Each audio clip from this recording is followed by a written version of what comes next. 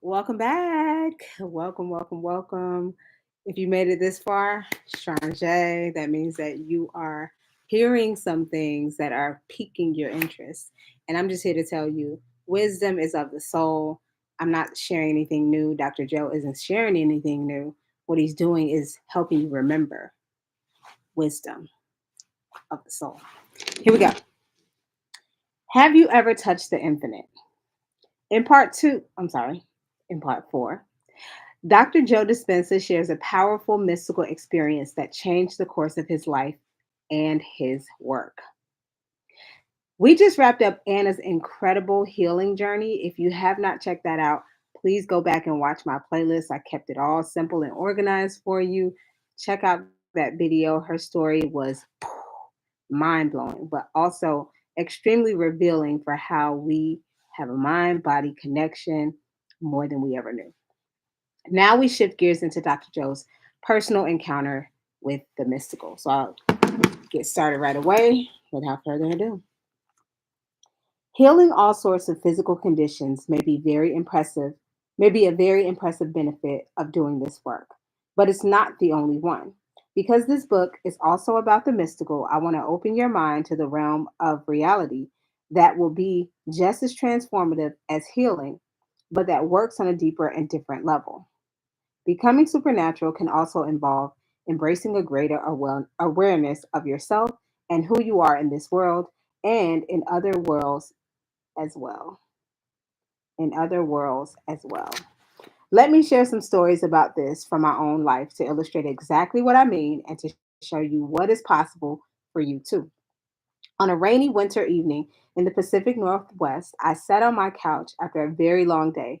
I listened to the branches of the tall trees fir outside my window, filtering the gusts of wind through their canopies. My children were in bed, deep asleep, and at last I had a moment to myself. As I got comfortable, I began to review all the things I needed to accomplish the following day. By the time I'd made my mental list, I was too exhausted to think, so I just sat still for a few minutes, my mind empty. And as I watched the shadows from the flames in the fireplace flicker and dance on the walls, I began to move in trance. My body was tired, but my mind was clear. I wasn't thinking or analyzing anymore. I was simply staring into space, being in the present moment. As my body relaxed more and more, I slowly and consciously let it fall asleep as I simultaneously kept my mind conscious and awake. I had to pause there because Neville talks about this. Neville Goddard talks about a state akin to sleep, which is where you're not quite asleep yet, but you're in a trance, like a meditative state where you could fall asleep, but you remain conscious. Here we go. I wouldn't let my attention narrow in on any object in the room, but instead I kept my focus open. This was a game that I often played with myself. I liked the practice because every once in a while, if everything lined up, I had a very profound transcendental experience. It was as if a door of sorts opened somewhere between wakefulness, sleep, and the normal dreaming, and I slipped into a very lucid, mystical moment. I reminded myself to not expect anything, but to simply stay open. It took a lot of practice to not rush it or get frustrated or try to make something happen, but instead to slowly slip into that other world. That day, I had finished writing an article about the pineal gland. After spending several months researching all the magical derivatives of melatonin that this little alchemical center had up its sleeve, I was overjoyed about linking the scientific world with the spiritual world. For weeks, my entire mind had been consumed with thinking about the role of the pineal metabolites as a possible connection to the mystical experiences most ancient cultures knew how to elicit, such as the Native American shaman visions, the Hindu experience of samadhi, and other similar rituals involving altered states of consciousness. Some concepts that had been loose ends for years had suddenly clicked for me, and my discoveries left me feeling more whole. I thought I was one step closer to understanding the bridge to higher dimensions of space and time. All the information I had learned inspired me to a deeper awareness about what is possible for human beings. Yet, I was still curious to learn more.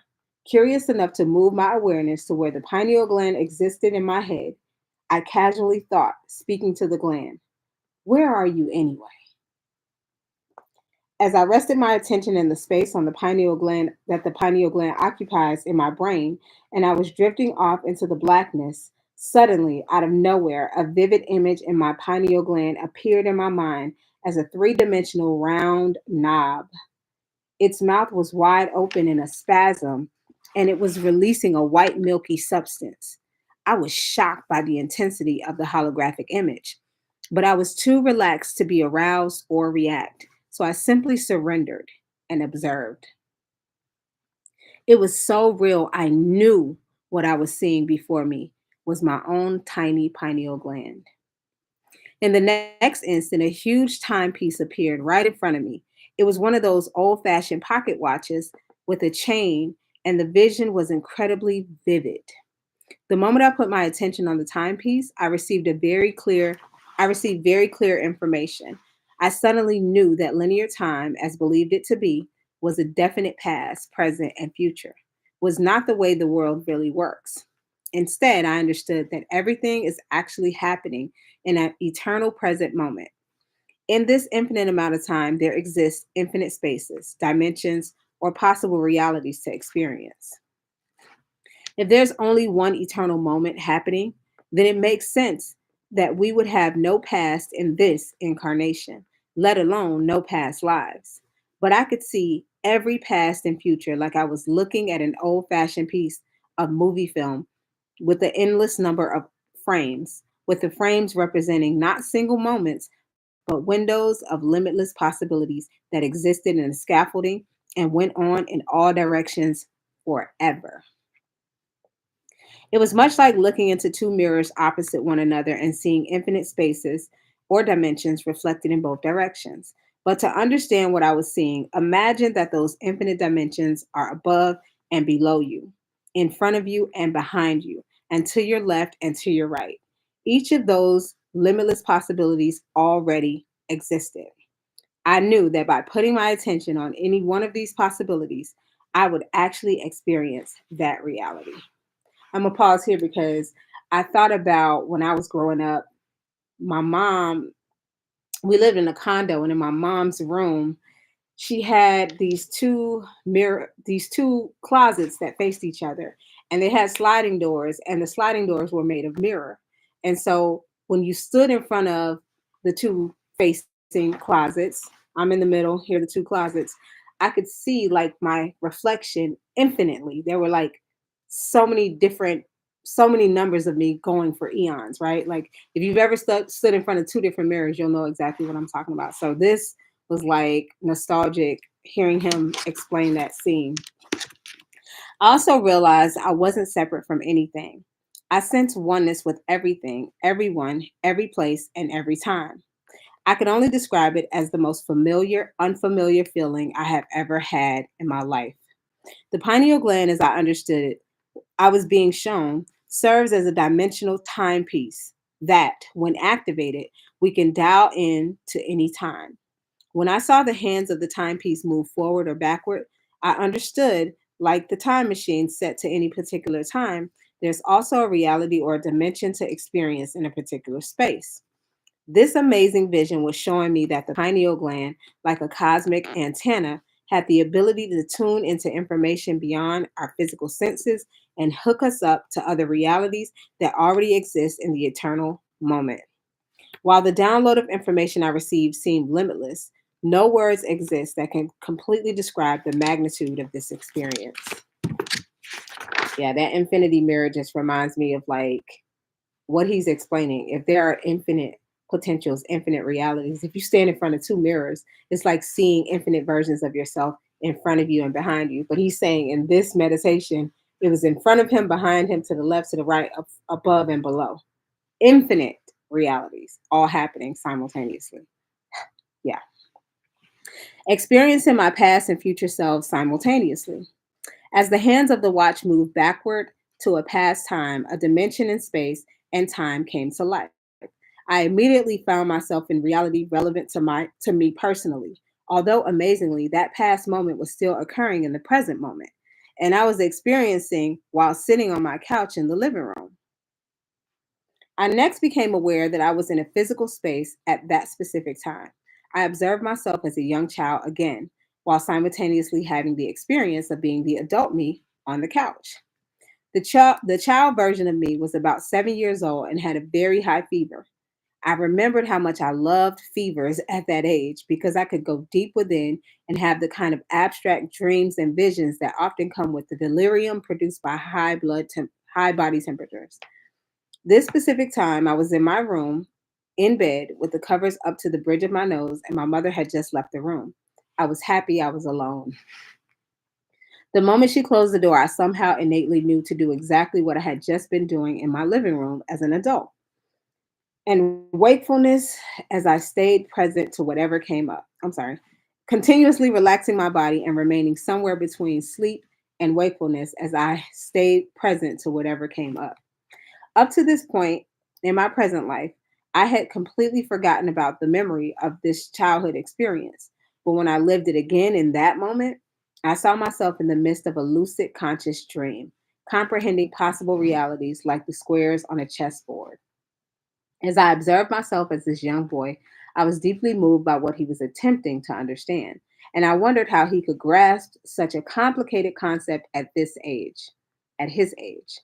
In that moment, I watched him. I fell in love with that little guy. And the second I embraced the emotion, I somehow felt a simultaneous connection to both that point in time, and one I was experiencing as my present back in Washington State. I had such a strong knowingness that I was doing then I'm sorry. I had such a strong knowingness that what I was doing then and what I'm doing now was happening at the same time, and that those moments were significantly connected. In that split second, the love I felt for him as my present self was drawing that young boy to the future I was living now. Mm. In that split second, the love I felt for him as my present self was drawing that young boy to the future that I was living now.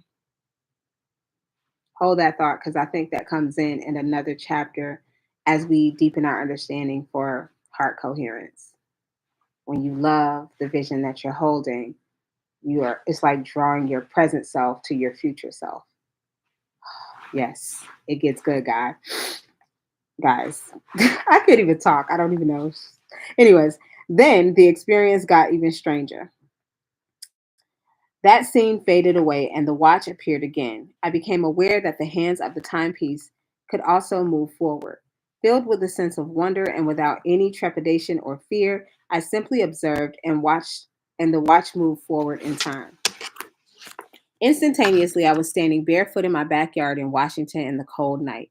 It's difficult to explain what time it was because it was the same night that I was in my living room. But the me who was outside the house was the me from the future in that now. Again, words are limited here, but the only way I can explain this experience is that the future personality called Dr. Joe Dispenza had changed immensely. I was so much more evolved, and I felt amazing, euphoric, in fact. I was so aware, or should I say, as the person I am, so aware. By aware, I mean super conscious, as if all my senses were heightened 100%. Everything I saw, touched, felt, smelled, tasted, and heard was amplified. My senses were so elevated that I was acutely aware of and paying attention to everything around me, wanting to experience the moment completely. And because my awareness increased so drastically, so did my consciousness and therefore my energy.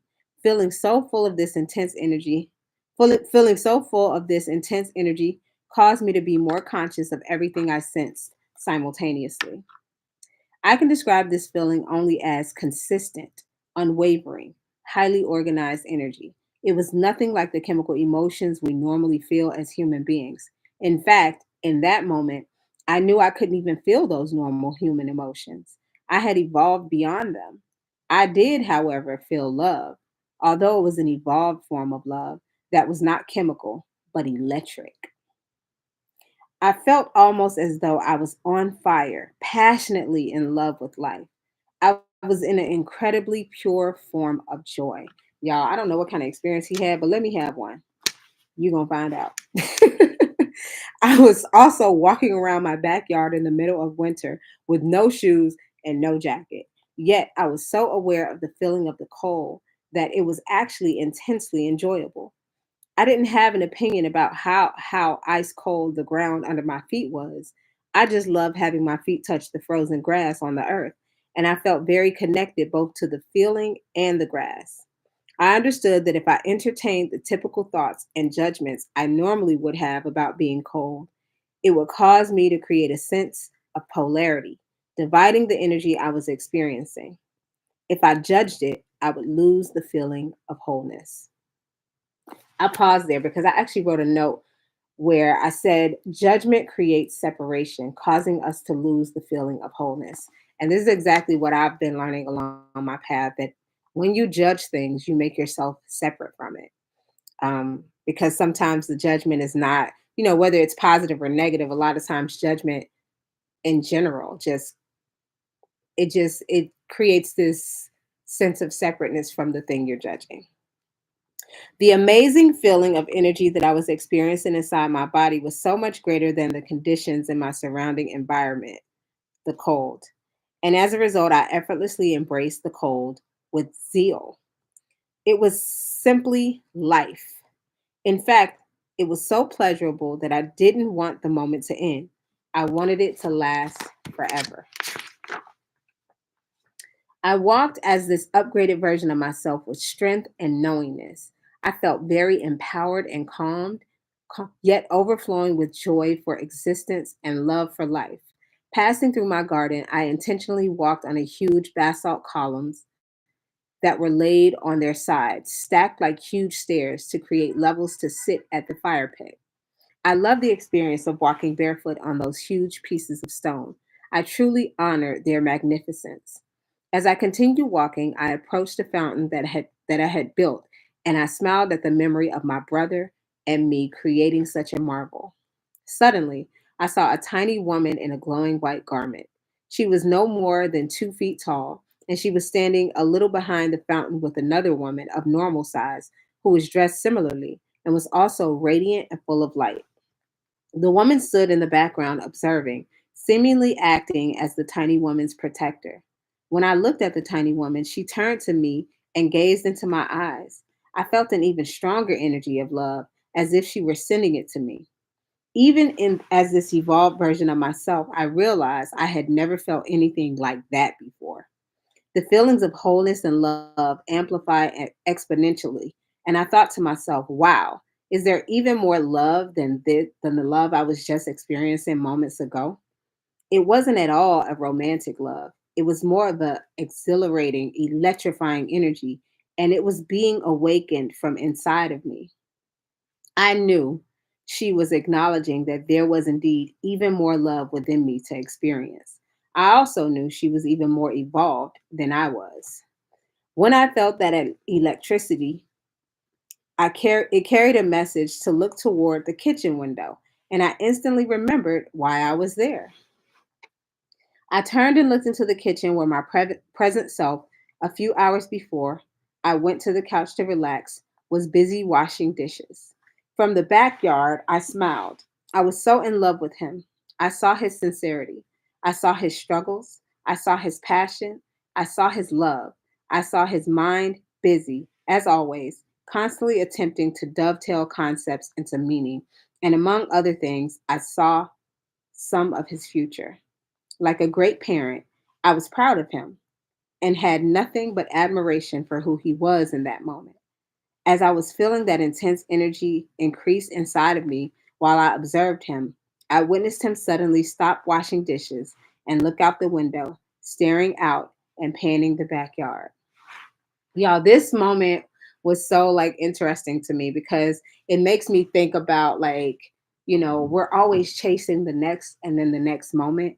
But then when you think back to your younger self in this present moment and you think about the things you've accomplished and you feel a sense of pride or whatever the emotion may be, it's like you are the future version from that standpoint of the past, and you're thinking and loving on that past version of you. And it's like what he said here. It's almost like you're calling that past version of you to you with your love and admiration for her or him or whatever that was. And it doesn't always have to be love. Sometimes you think of your past self in it with disdain. Who knows? But the fact of the matter is, he's saying it like this is all happening simultaneously.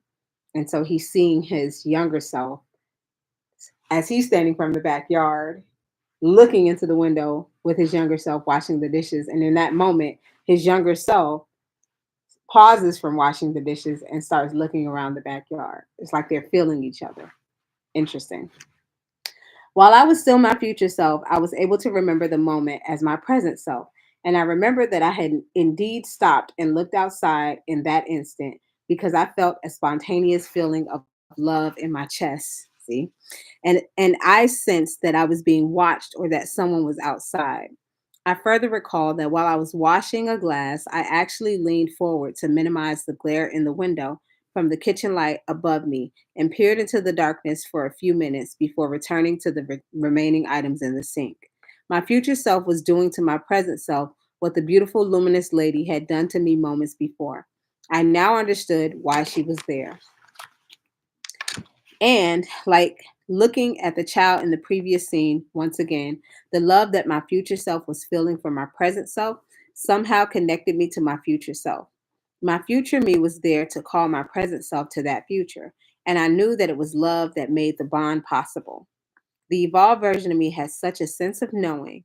That paradox is that it is all me living at the same time. In fact, there is an infinite number of me's, not just the one in the past, the one in the present, and the one in the future. There are so many more possible me's in the realm of infinity, and there is not just one infinity, but multiple infinities. And all of this is happening in the eternal now. Ooh. When I came back to physical reality as we know it on the couch, which paled in comparison to the other dimensional world that I was just in, my first thought was, wow. Yeah, me too. My view of reality is so limited. The rich inner experience provided such a sense of clarity and the understanding that my beliefs, that is, what I thought I knew about life, God, and myself, time, space, and what is even possible to experience in this infinite realm, were so very limited that I hadn't even realized it until that moment. I knew I was like an infant with a little comprehension of the magnitude of how big this thing we call reality is. I understood without fear or anxiety what the phrase the unknown meant for the first time in my life. And I knew I would never be the same person again. Imagine having a mystical experience like that. I would never be the same either. I'm sure you can imagine that when something like this happens, trying to explain it to your family or friends suggests some chemical imbalance in the brain. I was hesitant to talk about that event to anyone because I didn't have the words to describe the experience and I didn't want to jinx it from happening again. For months, I was very preoccupied with reviewing the entire process that I thought I may have created the experience. I was also mystified about the concept of time, and I couldn't stop thinking about it. Aside from the paradigm shift about the eternal moment in time, I discovered something more. I realized after the transcendental event that night, when I came back to the world of three dimensions, that the whole experience had transpired in about 10 minutes. Imagine that. He left his body, went to this whole new world, and it all happened in 10 minutes, but it felt like he lived an entire, I don't know how much time. I had just lived two extensive events, and it should have taken much more time for that entire experience to unfold. This time dilation further piqued my interest in committing more of my energy to investigating what had happened to me. Once I understood more, I hoped I might be able to reproduce the experience. For days after that important night, the center of my chest was electric in the same way I had felt when that beautiful tiny woman activated something within me. I kept thinking, how can this feeling still be lingering inside of me unless something real happened? When I put my attention on the center of my chest, I noticed the feeling amplified. Understandably, I wasn't very interested in any social interaction during this period because the people and conditions in the outer world distracted from the feeling in my inner world, and the special feeling diminished. In time, it finally faded completely, but I never stopped thinking about the idea that there's always more love to experience, and that energy I had embraced in the realm still lived within me. I wanted to activate it again, but I didn't know how. For a long time, even though I tried and tried to reproduce the experience, nothing happened. I now realize that the expectation of the same outcome, combined with the frustration of trying to force it to happen, is the worst combination for creating another mystical experience, or anything for that matter. Listen, for my people that are manifesting anything, what he just said, I now realize that the expectation of the same outcome, combined with the frustration of trying to force it to happen, is the worst combination of creating anything. I became lost in my own I became lost in my own personal analysis, trying to figure out how it occurred and how I could make it happen again. I decided to add a few new approaches. Instead of trying to recreate the experience in the evening, I decided to wake up early in the morning and meditate. Since melatonin levels are the highest between 1 a.m. and 4 a.m., and the mystical chemical metabolites of melatonin are the very substrates responsible for creating a lucid event, I decided I would practice my inner work at 4 every morning. That's why a lot of people like to meditate in the morning. Sorry for the background noise. But I share what happened next. I want to ask you to keep in mind that this was before I share what happened next, I want to ask you to keep in mind that this was an unusually difficult time in my life. I was deciding whether it was worth it for me to continue to teach. I'd experienced a fair amount of chaos in my life after appearing in the 2004 documentary, What the Bleep Do We Know? I was considering stepping away from the public world and disappearing into a simpler life. It seemed so much easier to just walk away. I am going to end part 4 there because it actually ends there. Not chapter 1. There's one more part to follow after this. Um, but when I first read this, it made me think, what if we're all just one shift away from seeing the unseen? Like, I've never had a mystical experience like that. I've had some deep dreams that felt really real, but I wasn't like he was. Like, I wasn't conscious in a meditative state. I was probably asleep and then just woke up and I remembered my dream. But hit like if you've ever had a moment that felt beyond time. Share your thoughts in the comments and keep journeying with me. And part 5 is where things get even deeper as we go over him living a past incarnation in the present moment.